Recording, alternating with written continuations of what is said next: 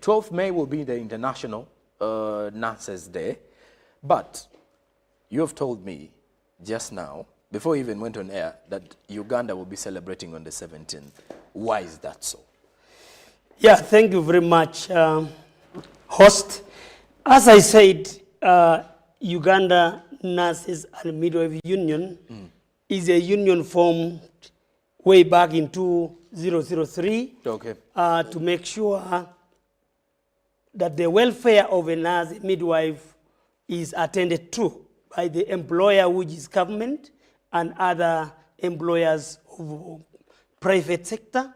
And to chip in quickly is that about International Nurses Day, we have two. We are both midwives and nurses. So right now, we are on 5th of May, we shall be celebrating International Midwifery Day in Gulu. So all midwives and well-wishers are heading to Gulu on 5th.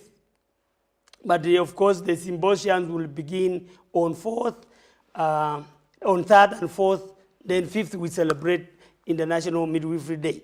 However, we have also Nurses Day, which is also a huge one, which is celebrated as well internationally. That's why it is called International Nurses Day, which is scheduled to be celebrated every 12th of May. The reason of celebration is to commemorate the founder of modern nursing. But for Uganda case now, today, because of census, which is the population census, which is 9th. 9th is census night, 10th is the day of the actual account census. Yeah, so our people cannot move from far distances like Kisoro, Arua, to Gulu, and several parts of the country to head in Rugunjiri. This time we are celebrating in Rugunjiri district, and we are very happy that Rugunjiri district accepted to host us. And then, so we have pushed it to we shall celebrate International Nurses Day. And before we continue, what is this day about? Yes, because I wanted to also know why. As we're talking about, tomorrow is Labour's Day, for example. We know why it's Labour's Day. Now, when we hear International Nurses Day, our concern would be, is it a day we celebrate nurses? Is it a day we talk about nurses? Is it a day where nurses are not supposed to work entirely? What does the day entail? Yeah, this Nurses Day is celebrated worldwide on 12th. In the whole world. We come together and share. Now, in the case of Uganda, we care of course, international, it has a theme. A theme of this year is our nurses, our future. Our nurses, our future. The economic power of care. Economic power of care. And why is it very important to celebrate this International Nurses Day? Number one, we look at nurses coming together and say thank you for each other. If we invite you to come and thank you what we have done the whole year, we say thank you and start with a smile, and somebody will feel very comfortable. Number two, we need recognition, to be recognized. That's why that day is recognized, and we say, nurses, yes, you are there. We need somebody to recognize us, recognize our work, recognize our labor. For example, tomorrow's Labour's Day, I thank God that one of 3 of nurses have been also recognized to be awarded a medal by the government for the extraordinary work they have done. Number 3, to inspire. We need inspired nurses. If they come together, they celebrate together, they inspire themselves. Even internationally, other people come, like you are going to come as UBC, come and inspire us and make us happy. Then support. We come together to support one another. We support each other. If we encourage each other, we talk. This one's talk from Kisoro, this one's talk from Karamoja, this one's talk from Liadonde. all those we come together and talk and support each other. Then we celebrate the achievement of a nurse who have done extraordinary work beyond our normal duties. You know what is unique in nursing is that always you do extraordinary work. You are supposed to enter there at 8 and leave at 2, 8 hours. But you find yourself leaving at 11 in the night. So you will celebrate those achievements and those extraordinary work that nurses have done. Okay. So in this case, the question would be, in what ways can you celebrate International Nurses Day? But you know, before we even go there, I need to understand, what does the union do? Now, the union does the following. One, it bargains for the nurses. Bargaining meaning that if government has proposed certain things, Okay. you bargain with the government, you lobby for nurses. The union is there to lobby for nurses, to bargain for nurses, and to negotiate for nurses' welfare. That is pay. Like this last year, we negotiated and they raised some money for us. Government said, okay, well, if you feel you are doing extra work, let us add something. We negotiated about lunch allowance. We negotiate about job opportunities abroad. We negotiate about career education, career guidance. Okay. Student scholarship, we have scholarships, international scholarship. For example, we have scholarship of nurses going to Malaysia. We have got 10 every year. And then, of course, State Out had scholarship for us as well. We have been given 20 scholarship every year by the president of this Republic of Uganda. So those are the negotiations that we do. Because if a single nurse go, you may not negotiate that well. But if you go as a group, somebody realizes your potential to negotiate. That is exactly what the union does. Okay.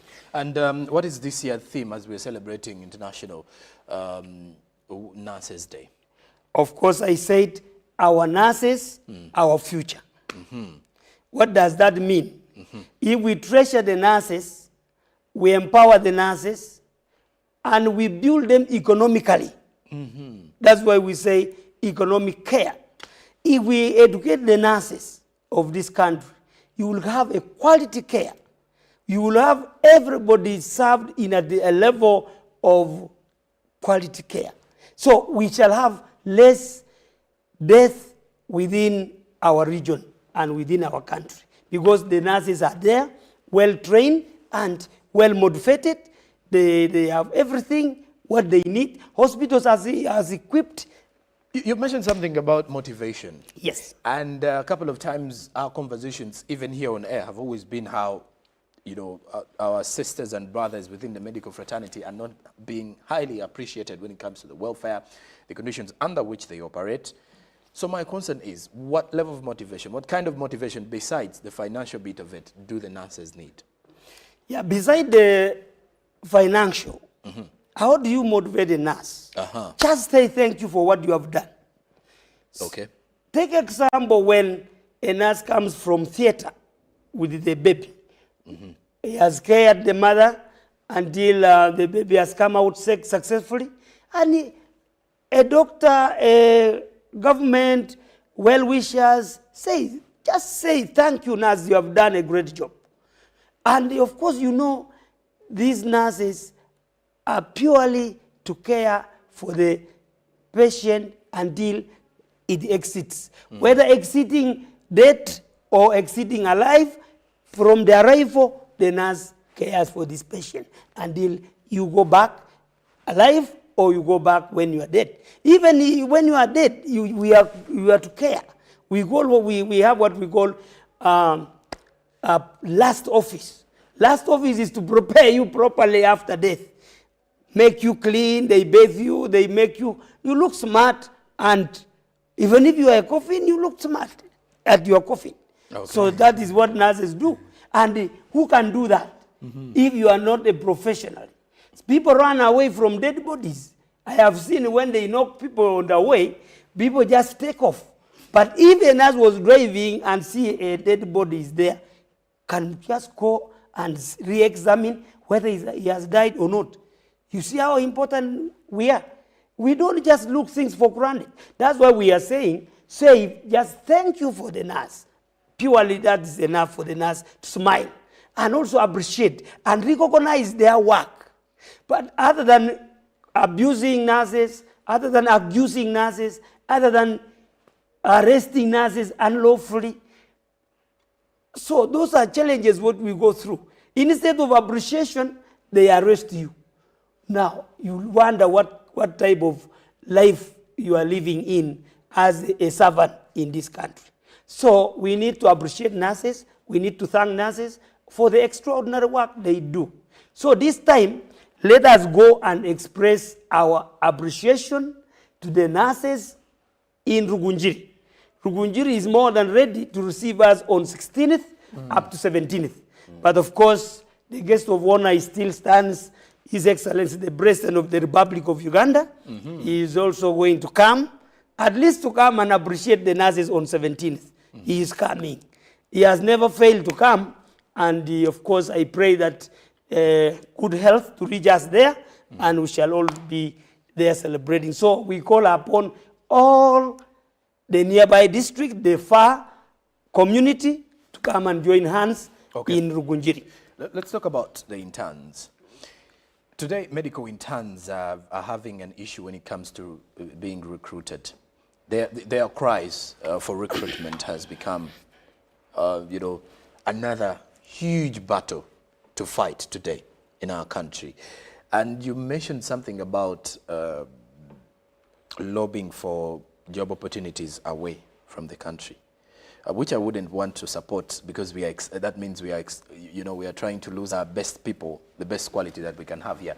But on the issue of hiring the intern nurses, I should say, moving forward, have you had conversations as a union with the government to ensure that these interns get these placements in public hospitals, or better yet, private institutions?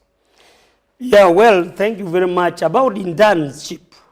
Internship, you are still under training. Very true. Because you finish paperwork, but we need also hands-on, and we need also supervision. So if you are an intern, you are still in a classroom, in observation. So why interns have problems now with the government is because of enumeration. What do I mean this? Even if they are not scheduled for any salary, but the government all along has been giving them a small incentive to keep them doing the right work. Take, for example, that I am in Moroto. I have been posted to do my internship in Moroto Hospital, because we are they post those interns in referral hospitals. So if I am in Moroto Hospital, I don't have a house. Maybe we are many and the house of government are very few. I need to hire a house. And I'm still a student in that case. I have not got my salary, I don't have salary, and I have nowhere to earn completely. So the government thought it wise enough that, no, while you are in Moroto, you need to eat, you need to sleep, you need to dress up smartly, you need to wash, bathe, those essentials. But when it reached time of scarcity of money, I don't know, because of the budgetary issues, the interns faced last time a very big problem. They could not be posted, and when they posted them, they would not also be given their incentive for survival. That incentive is purely for survival for an intern while working. It is not a salary. It is just an allowance that makes somebody finish the internship, and it is only 1 year. So if you maintain that intern for 1 year in that way, you will have appreciated a nurse in that category. So There is no cause of alarm. It is only the issue is the budget issue, only covering that. But if we are okay, the interns are supposed to be given their package. They are supposed to be deployed because they cannot get any job without an internship. Okay. So they must be deployed for an internship to do work, hands-on. They give recommendation. Then they said, okay, good to go to the Nurses Council, go to Medical Council, and register and get your license. You cannot get license in anywhere in the whole world without internship. Okay. Yes. And over the years, what have been some of the grievances of the nurses in the country that really need critical attention as we are heading to the celebrations day? Yeah, there are few things. You can't demand as the world continues growing and going. Economy also is going. Now the critical areas that we need now for nurses. Number one is that nurses are still a few in public sector. We need more employment. There are very many nurses who are not employed. There are very many nurses who are not promoted. So that area is very critical because you can't go to school and sit at home. Yet the patient ratio stands still to 1,000 to 1 nurse. So now you see very many issues around there. So if you read Malago here, 1 nurse has to attend to 1,000 patients. So we are asking the government that the job opportunities expand the health sector system so that the nurses will end there. Right now we have about 29,000 nurses and midwives in public sector, as opposed to 40,000 which we needed. We needed more than that, 40,000 plus. But now we are having only 29,000 in public sector, both nurses and midwives. So we still have that cap. Then too, midwives also are employed less. In health center 3s, health center 2s, we have only 1 midwife in health center 3. Yet the delivery there in the rural area is too high. So 1 midwife cannot be at the facility. She breaks off. She can't go for normal duties as a woman. She cannot feed the husband. She cannot feed the family. She cannot go back to school. She cannot go back to for a holiday. All those you can't go because you are 1. So we still need midwives in health centers 2, health center 3, and up to the district level. So staffing norm is an urgent thing in this country as far as nurses and midwives are concerned. Then 3 is that nurses need accommodation within the hospitals. Yes, they are existing structure, hospital, they are existing, but they are not enough. So at least in a year, if government would be throwing something small for the infrastructure for the nurses, would be very good. So that by 5 years, we shall reach somewhere. So that is also very crucial. A nurse should sleep. You remember now, we had buried yesterday a nurse who was struck by lightning. She was from the ward in Ikabong. We have just buried yesterday. She was also arrested. Yes. She was, after ward, she was walking where she rents. Now, when she was walking, the rain got her, and the lightning as well struck her.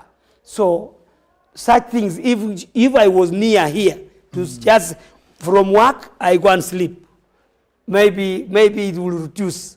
Okay, we can't guarantee, even that one moving, you may die, but still we cannot guarantee that. Okay. But it is supposed to be near, so that if eventualities come, we don't blame on anybody.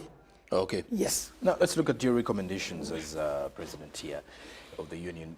You know, as we're looking at all these issues, what are your recommendations? What are your recommendations to the policymakers to the various stakeholders in the Ministry of Health and those who are who see the ministry as a very pertinent sector of our country's well-being?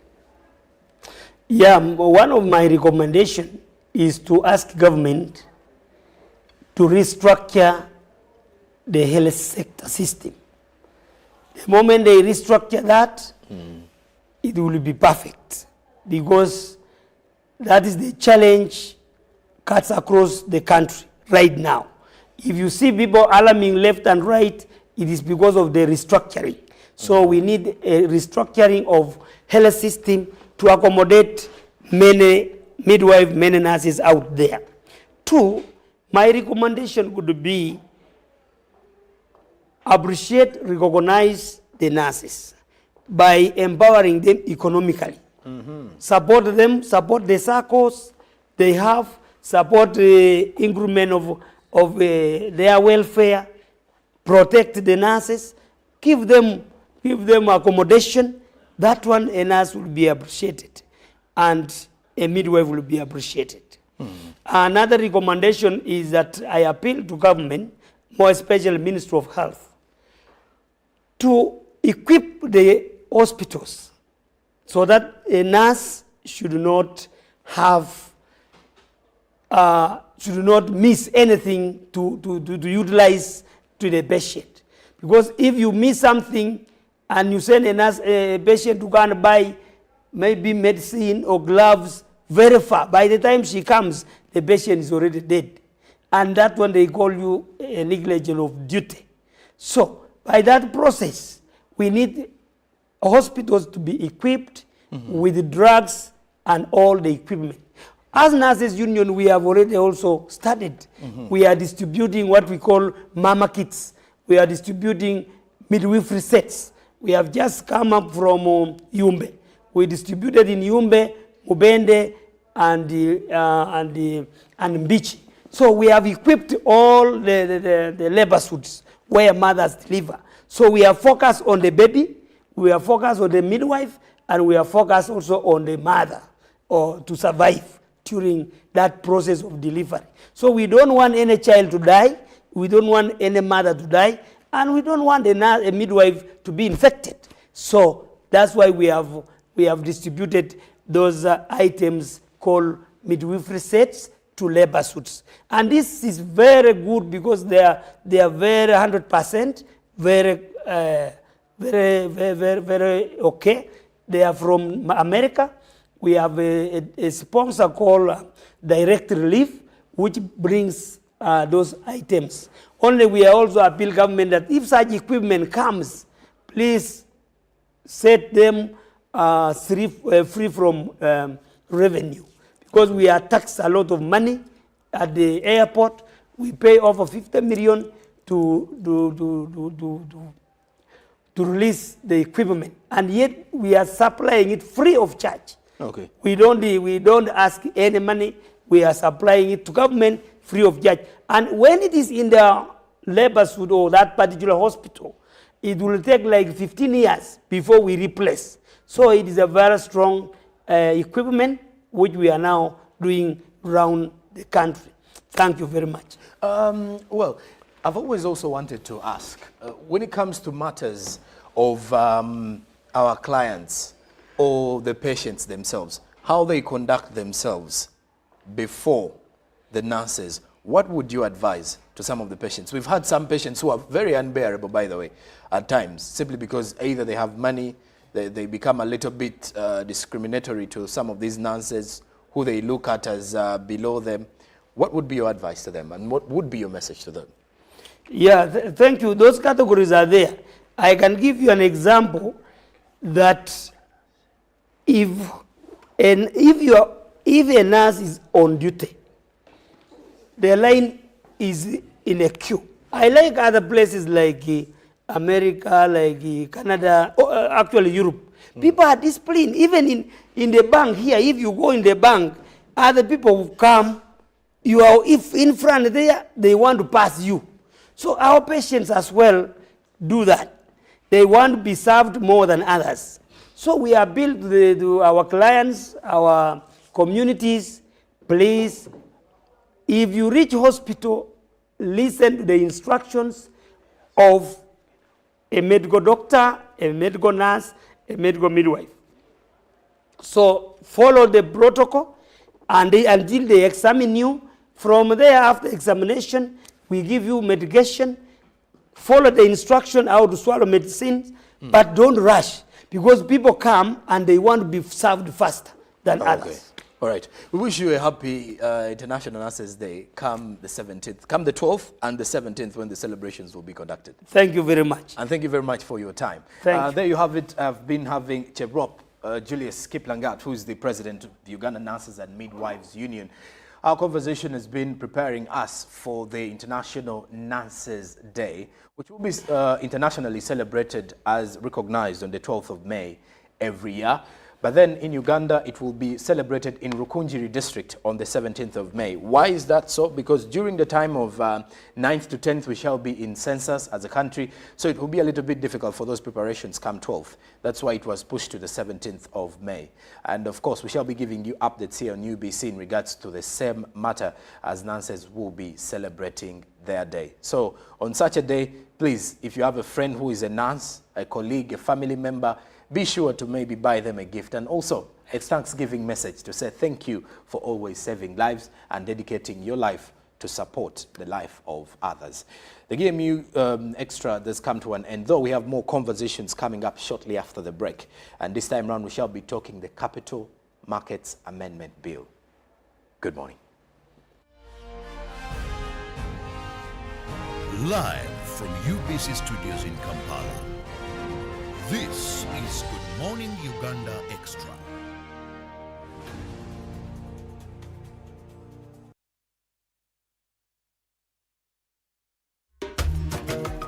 Mukoke Fish Farmers Association tuli balunzi ba byananda ebyebika ebisatu omuli Miracap, tilapia oba engege ni catfish twete male. Group eno twatandika twali abantu basatu nga tulingirira obwetaavu obwebyenanda obo bwivwa eno okubona nti tufuna okasente akava mu maadi agali gatambula butambule nga gatubita ku wanu ng'ekirabo. Twatandika ni fish pond ndala mu mwaka gw'2018. Twebaza fisheries officer ni district ya Bugiri babanga batulagirira kusaani fish farm ebwikwe ni side day ndeyo twabanga tusobola okufuna kwetusaako obugege obwasooka era mu mwaka ogwali 2020 awo basobola okubanga batuwaayo ebyenanda emitwalo $4 okuva mu operation werese creation era okuba yongereza ku emmere yatuweebwa okuva Ugachik Poultry Breeders. Twasobola okubanga tusoloza akasente akawerera obukayire nga 42. Twasobola okubanga tubuinvestinga oba okubona nti twongerezaako ku bimu ku bintu bye tukola gano. Twebaza gavumenti yaife okubanga buli saawa efaayo okubanga efeeri y'Abannayuganda. Once upon a time, there lived identical twins who gave birth to beautiful princes and princesses. Their mothers gave their babies' bodies a lot of care by applying on their skin with baby Junior jelly. So dry dirt targets and everyone would admire their glowing skin. Fun fact, baby Junior prevents diaper rash, dry and sensitive skin. Moms all over Africa love baby Junior jelly. Baby Junior the skin. No more worries anymore. Boo, boo, boo, boo, boo. Baby Junior. Baby Junior. Nyati Motion Pictures brings you Tuko Pamoja Luo segment. Learn about the famous legend of Jipiri and Labongo and how the Alur, Acholi, Jonam and Japadola Jaluo emerged. The Luo are basically Nilotic. We are believed to have come from Baragazelle in the Sudan. When this colonialism came, Rorawit saved the life of men Acholi. Fought fiercely. Awich was imprisoned here on that hill, Kololo. Awich remained the greatest hero in Acholi. premiering on Saturday the 20th of April 2024, 3 to 8 p.m. at Ndere Center. To get a ticket, call 0778 787 660. Tuko pamoja?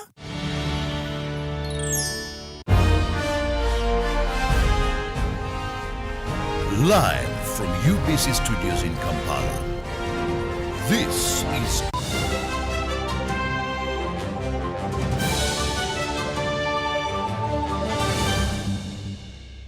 was brought to you by just take a polite loan of 200k to stock my shop. The signs and symptoms of success. The bank commander, not the bank teller. Why hassle for a loan when you've got MTN Momo? We're sorting it. Use the Momo app or dial *165*5# for all quick loans. Choose from the different loan options from our partners and get one that works for you. Together, we're unstoppable. UBC is the national public broadcaster. We educate, inform, entertain, and inspire our audiences. You can watch us on free-to-air channel 001, DSTV channel 282, GoTV channel 371, Star Times channel 201, Zuku TV channel 20, and Azam TV channel 350. Even when your subscription expires, you can still watch UBC for free on your pay TV platforms.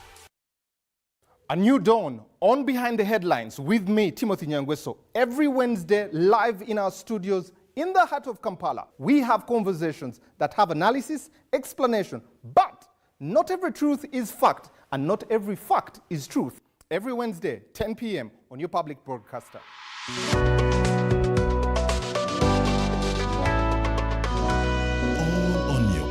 Broadcaster, UBC, inspiring Uganda.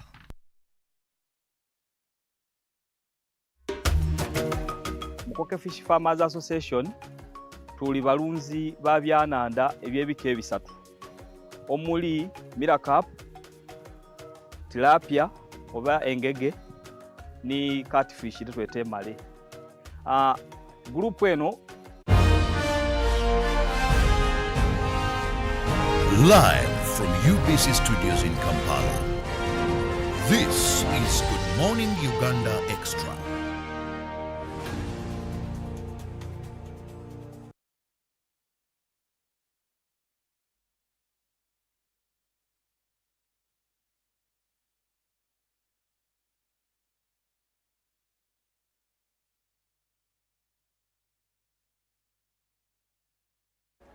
All right, many thanks for sticking around to Good Morning Uganda Extra, and we are in for our last conversation of this morning. I did mention that we shall be talking matters business, and this time round to talk matters the Capital Amendment Bill 2023. What does it seek, to address, and do you also understand the details within the same bill? And of course, as it is still under discussions. Our members of parliament thinking about putting it into consideration. That and more is what we're going to be discussing this morning. Now, joining me to have more of this conversation, I have Louis Chizito, a lawyer who is someone who has paid a huge amount of time, I should say, in following up with this particular bill, and then also trying to break it down for us here on UBC. Good morning, Council. Good morning, Stephen. How are you? How is life? I'm okay. Joram. Hey. How are you? How is everything? Everything is okay, yeah. And we're moving well so far. Oh. Looking at the Capital Markets Amendment Bill, my first question will really be to you. If you look at when the conversations and the meetings were being had in Parliament, what was going at the back of your mind? Of course, this is a private member's bill, and a private member's bill normally it is initiated by a private member. Honorable Naveta presented the motion for leave so he sought leave to amend the Capital Markets Authority Act. So when he sought leave and the leave was granted and the bill was ably printed, waiting for first reading, we were actually, what was going through my mind was how would Minister of Finance really accept? Because normally these bills are never private members' bills. Actually, if you look at the history of these financial-related bills, the banks, insurance, capital markets, the security sector, that is capital markets, you rarely find bills that are initiated by private members. Why? They're very expensive. And even when they're brought by private members, even when they're good, like we might discuss, there's normally a pushback from Ministry of Finance because the people at the Capital Markets Authority and Ministry of Finance don't want to be seen to be, well, doing nothing. So they also have to push back. Yes. So what was going through my mind was the level of resistance. Coming from some of the players or stakeholders. Not even just stakeholders, but from the government, the regulator, and the mother ministry, which is the Ministry of Finance. Oh, okay. Yeah. A couple of times you know you've been sharing some of the issues when it comes to the bond market in Uganda. Today, when it comes to investment, many financial experts are advising Ugandans to invest in bonds, try to invest in these treasury bonds and the like, not to put money into the tangible assets, but try to look for some of these intangible assets or virtual assets, if I can put it in that way. And looking at this bill, is there a way it will protect some of those investors in such investments? All right. I like that you asked the question on the bond market. Okay. One of the major things we're actually trying to rectify in the bond market is the structure. Of course, world over, we know that bond markets are safe investments, but that risk only is in regard to failure to default. So the government cannot default easily, but there are other sorts of risks you find in the bond market, like market risk, like settlement risk. So those things, like how quick are you settled? So the problem with the bond market is, and I have actually told people at the ministry this, is the biggest problem we have in the bond market that the bill seeks to rectify is the government, rather Bank of Uganda is the issuer. Issuer is in finance, it is the language they use for seller. So Bank of Uganda is the seller of the securities or the seller of the bonds, and then it regulates itself. And then it does the safekeeping for whatever you have brought from them. So it is akin to you going to the market, buying a banana from a seller, and then you keep it with the seller, and then you tell him, you have bought the banana, keep it for me. Anything can happen. So one of the things that world over is done in the bond market is that whoever sells the security or whoever sells the bond doesn't do the safekeeping. And then the regulation, you cannot have a setup where the Bank of Uganda is regulating itself, it is the one selling you the security, and then it's the one doing the safekeeping on your behalf. There are risks with that kind of arrangement. And that is why you see in our secondary market where bonds are traded without auctions being called, there is no activity as much as we want it to be. So we're just rectifying the structure so that we make it less opaque. So looking at this bill, what does it seek to at least address? Looking at it from its entirety, if you're to look at it, and what does it seek to address? Because my viewer would wonder, if it's a bill, how am I going to be affected? How will I be impacted if it is passed into law? Okay. The bill actually deals with quite a lot of things. But to break down what the bill is dealing with, I'll break them around 5 components. The bill, number one, seeks to regulate virtual assets. But in Uganda, we see the subset of virtual assets in cryptocurrencies. Because this is a wild west. You'll be shocked. More people are investing in those assets more than the mainstream ones, like bonds. At least more people, Ugandans. I've seen some Ugandans who are behind the cryptos. Yeah. Though it's not regulated it's not by a regular the Bank financial activity. And yet, 7 African countries have laws on that kind of thing, on the regulating of virtual assets. Then 2, banning of Ponzi schemes. Uganda is one of those countries where every year, there is a scheme that morphs and takes on a life for its own. We had Capital Chicken, last year. D9, you had the one of BLQ. So every year there's something that comes. So, and world over, Ponzi schemes are illegal. Unfortunately, there's a lacuna in Uganda. So they cannot easily take you on operating a Ponzi scheme. But they can overstretch the interpretation of existing laws, which sometimes may not even sustain convictions in court. Then 3, of course, we're regularizing the structure of the bond market, so that we bring it in compliance. The Auditor General, in his report of 2022, actually, queried why the dealers, there are 7 dealer banks in the bond market. He questioned why those 7 dealers are not licensed by Capital Markets Authority. But for me, we wrote back to the Auditor General, we told him, Capital Markets Authority cannot license players in a market it cannot see. You see, the bond market is very funny. Bank of Uganda is one that appoints these dealers, but doesn't have regulatory oversight over that market. You get? So the Capital Markets Authority, which has the authority to actually make binding regulations, doesn't have visibility in the market. You get? So what you have is an arrangement that is very opaque, you get? Because you cannot have, again, the central bank, which is selling you. It is in the market itself, and it is regulating itself. Because Bank of Uganda, being an issuer means it's in the market of the bonds. So there's a conflict of interest once you're regulating yourself. And recently, there's no penalties you can give banks that mistreat investors in the bond market. Because remember, we buy bonds through commercial banks. You know, with the bond, I wanted you just to give a simple description for my viewer who is deep in the village. Many of our viewers here who won't understand what the bond is. At times, many people would think we are talking about maybe a car bond or something like that. If you could just break down for them what this bond we are talking about, the virtual sort of a bond that we are talking about. Okay, the bond, normally when government wants to raise money, it normally calls people. Then once people give the government money, then government gives them in return a record that you have lent government this amount of money. A billion shillings or 500 million? It can even be at 100,000 minimum. And then in that minimum of 100,000 shillings, government, through Bank of Uganda, what you do, you can open up an account with Bank of Uganda, but through the bank, the commercial bank. Then in that account, it will show that you are lending government money. So a bond is a simple agreement to lend government money at a particular interest. Now, there is an interest rate that is set at the auction, or sometimes these interest rates are also determined in the market, depending on the conditions. So in simple terms, a bond is a kind of financial instrument or financial arrangement where you lend government money. So there are many types of bonds. There are corporate bonds, ones that are issued by companies. Then there are government bonds. What we're talking about here are government bonds. So in simple terms, a bond is a type of financial arrangement where you and I, a bank or anyone, enters into an agreement to lend government money at a particular interest, at a particular maturity. And these bonds have maturities. Because a treasury bonds normally go beyond, they have 1 year, they expire beyond 1 year. But a treasury bill is also a bond, only that for it does not go beyond 1 year. So that's why you see they call for bonds of 181 days, 91 days.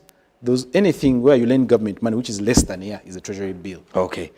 Looking at this bill as well, today we are in the world of technology a couple of times, and our capital markets, I should say, or even the players are not so much into the nitty-gritties of technology advancements. Is that something that can ideally be addressed through this same bill that we have? One of the things actually the bill also seeks to do is to enable the use or usage of technology in our capital markets. For instance, one of the reasons why IPOs are failing, an IPO, I think most of us followed these MTN, Airtel, and Airtel. That's when a company is offering its shares for the first time. So normally, these IPOs are having problems. They're very costly. And then there is a lot of bureaucracy. And yet, for us in the bill, there's a certain section where Honorable is introducing what they call on-market offers, on-exchange offers, where they don't need to go through this lengthy process of an IPO, but you deal with the securities exchange and then they list the securities, they list the securities immediately without having an IPO of 2 months, and then you go for your listing. So here it is directly listed, and then that also helps on the pricing. Our IPOs have been overvalued. And then the other thing we're also introducing in terms of technology is virtual assets.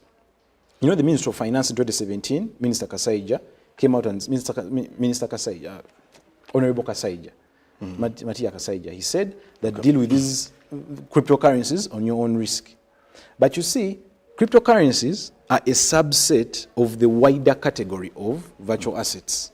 So I thought the minister was premature by saying that, in these deals, these ideas of cryptocurrencies, deal with them alone. Because we actually, like we explained to people at Ministry of Finance, virtual assets go beyond cryptocurrencies in that you can actually sell government bonds on blockchain. Now, blockchain technology is the underlying platform on which these virtual assets are built. Now, if blockchain technology operates like a ledger, it's like a normal ledger which does record keeping in a business. Only that this one is not centralized with one person. It is distributed to very many people. So they see what is going on, so that they agree, and then the record is put on the blockchain. So these assets, virtual assets, go beyond just cryptocurrencies. in the perception of the minister. Okay. Here, again, this comment is coming in from Ruben from Bwikwe, who says, I don't understand a bond. Again. So if you could further... So I should go back. Okay. A bond, for our dear viewers, a bond is an agreement to lend government money. Normally in Uganda, we do it through our commercial banks.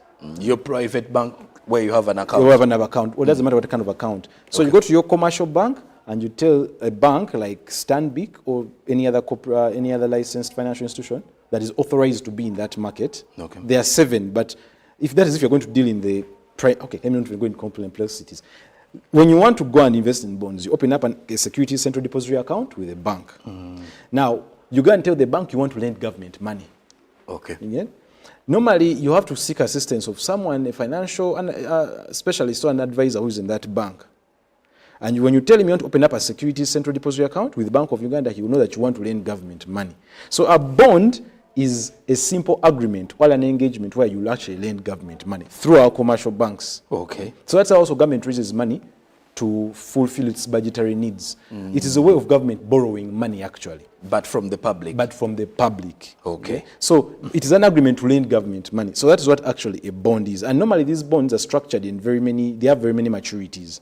You have bonds that have 91 days, 182 days. Now those ones are the ones that are less than a year. Then anything which is beyond 1 year, 2 years, 3 years, that's a bond. So we have treasury bills and bonds. Bills are below 1 year's maturity.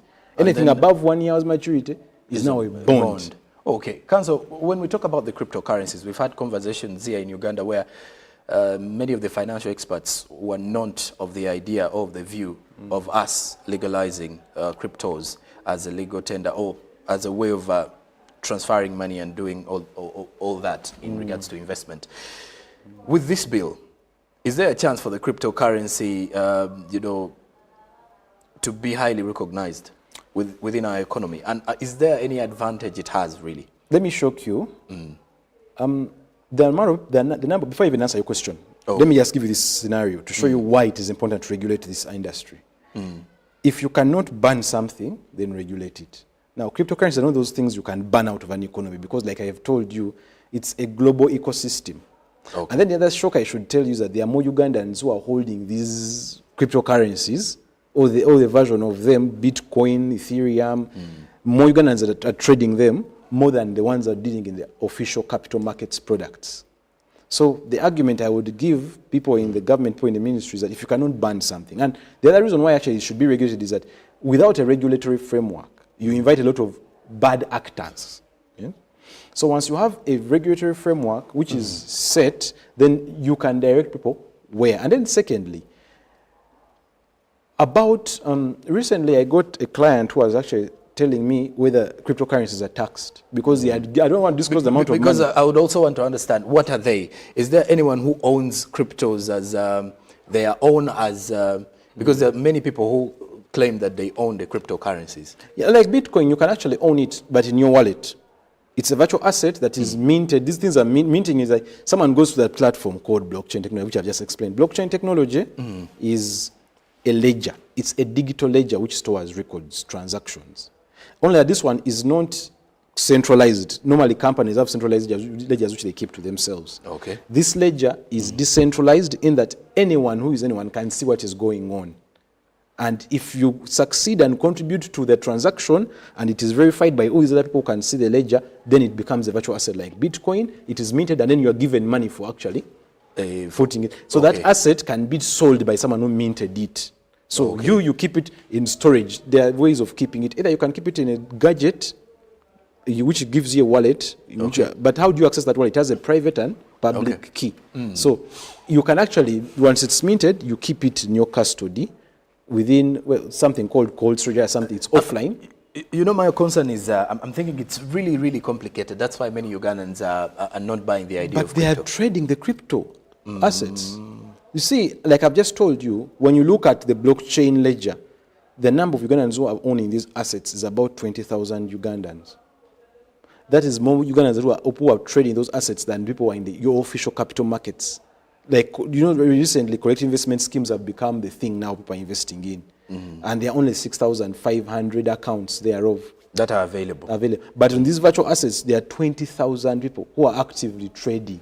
You get? And what even makes this worse is that you can even get it, a Ugandan can easily sell it to a Kenyan. So what you need is, already 7 African countries actually have laws on this kind of thing. But the interest for government would be how much money is being traded in these virtual assets and how much of that can we tax. You get? Because the last time I checked the virtual assets industry, cryptocurrency, it was about $11 trillion. So the primary interest of government would be how can we raise revenue through these transactions. Currently, there is no, under your Income Tax Act, there is no clause that actually mandates government or URA to tax that transaction. And yet it is happening in large volumes. And people are making money out of it. And they're making a lot of money. I don't want to disclose the client, but a client recently traded Bitcoin. You know, Bitcoin has been going in price. For the beginning of the year, it was around 30,000. Now it's about 60, 70, it even reached 70. Okay. Certain client was asking me, Louis, I made $3 million US from virtual assets. But how can I get that untaxed? I told him you don't have to get worried because there's no law that is regulating this. That not only even regulating, but even the income taxes. URA is not mandated or given authority to tax that transaction. Okay. But once you regulate it and you know what's going on, you can actually tax it like other jurisdictions are doing, and then you can even have businesses that come here to do such business. Okay. In your economy, and then you even create employment. Already there are actually virtual assets exchanges in Uganda. There is Binusu, and these are locally grown companies. There is Binusu, okay, I don't want to mention them, but there are like 3. Okay. There's a comment also coming in here, this one didn't the number, saying what causes the change in the value of a cryptocurrency, for example. And then this one is asking a little bit more of a, I don't think it's a political question. He says, what can make government fail to pay you back money? I think government does pay back money. Government normally pays back money. No, rarely, okay. After the bonds. Normally, unless government is cannot collect enough taxes to pay you, but rarely. But in the long run, it still does. Normally, they reschedule and pay you, but normally, government can never really, it's rare. Now, this one says, what causes the change in the value of cryptocurrency? Okay, now, economics has a principle called of supply and demand. So, anything that is in excess supply, with little demand, the prices go down. So anything that is in high demand and little supply, that means the prices go up. So if they are at that particular moment, there are very many people who are willing to buy that commodity or that asset or that Bitcoin, it means that the prices will have to go up. You get? It's the same thing that happens in the stock market. Once MTN is listed at 200 shillings and there are very many people who want to buy it, it means the price will have to go up. Because there are so many people who are willing. Exactly. The market so what makes this supply, what makes Bitcoin go up are the laws of demand and supply. Okay. So that is exactly what actually creates the price. All right. Council, as we're summing up, what would be your recommendations? One, when it comes to putting this bill into consideration, then for the players within the capital markets. I think my closing remarks would be, we are in an age where the world is changing very fast. And we should not expect the people who have been tasked with offices, like government offices, to be ahead of the private sector. So my 2 cents would be, we need a forward-thinking group of individuals who can be willing to monitor these developments and where possible, even embrace them and think around them so that they can be accommodated within our legal framework. Then lastly, the bond market is, Capital Markets Authority cannot license players in a market it does not have visibility over. You get? While the central bank is handling the infrastructure of bonds, like I've just told you, you cannot go into a market and you're buying something from a seller and then he keeps it for you. So that is what we're trying to streamline in the bond market, is the safekeeping of these assets, which are bonds that people have bought. Because when you borrow something from someone, it becomes your asset.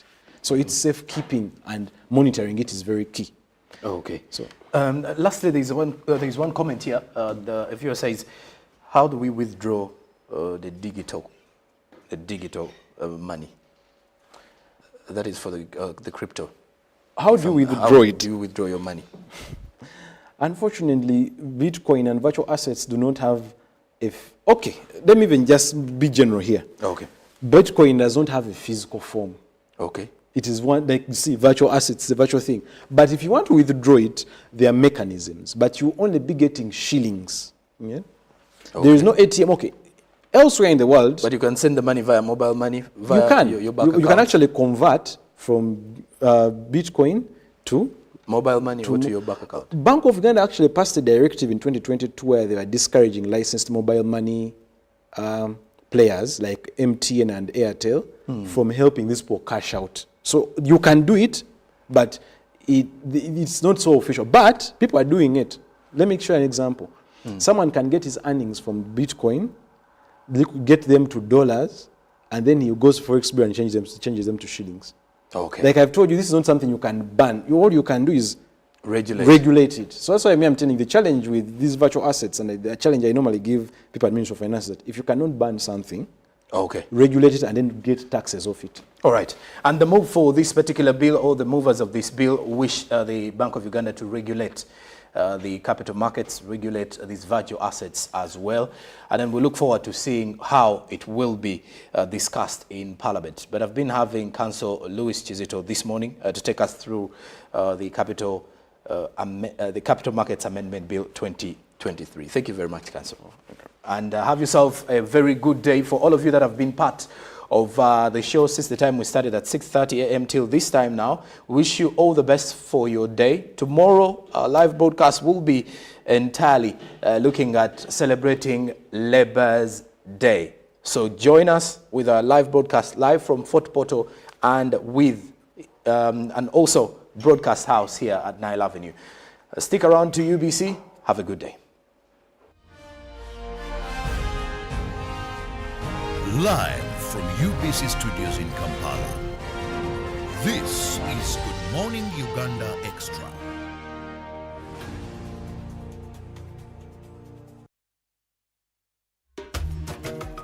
Mukoke Fish Farmers Association tuli balunzi ba byananda ebyebika ebisatu omuli Miracap, tilapia oba engege ni catfish twete male. Group eno twatandika twali abantu basatu nga tulingirira obwetaavu obwebyenanda obw'obwiva eno okubona nti tufuna okasente akava mu maadi agali gatambula butambule nga gatubita ku wano ng'ekirabo. Twatandika ni fish pond ndala mu mwaka gw'e2018.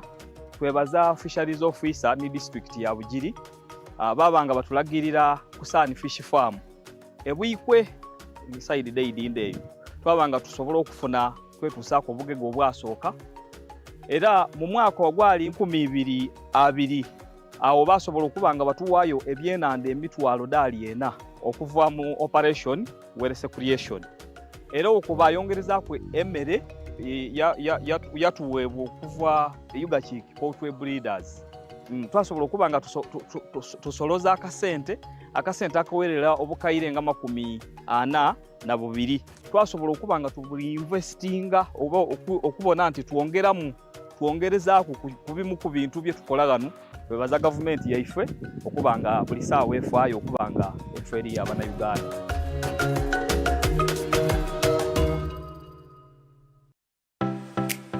UBC is the national public broadcaster. We educate, inform, entertain, and inspire our audiences.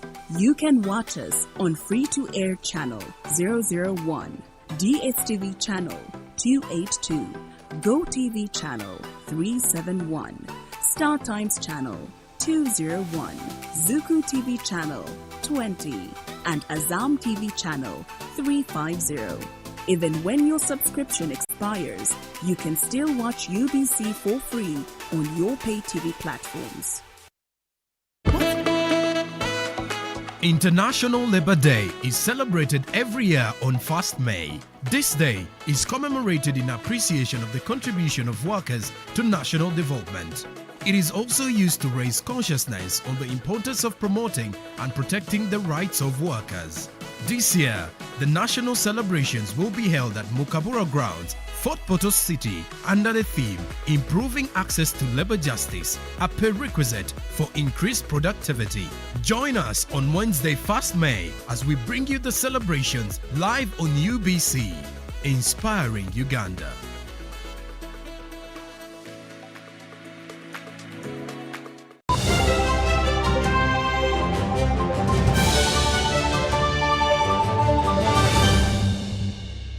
Was brought to you by Just take a polite loan of 200k to stock my shop. The signs and symptoms of success. The bank commander, not the bank teller. Why hassle for a loan when you've got MTN Momo? We're sorting. Use the Momo app or dial *165*5# for all quick loans. Choose from the different loan options from our partners and get one that works for you. Together, we're unstoppable.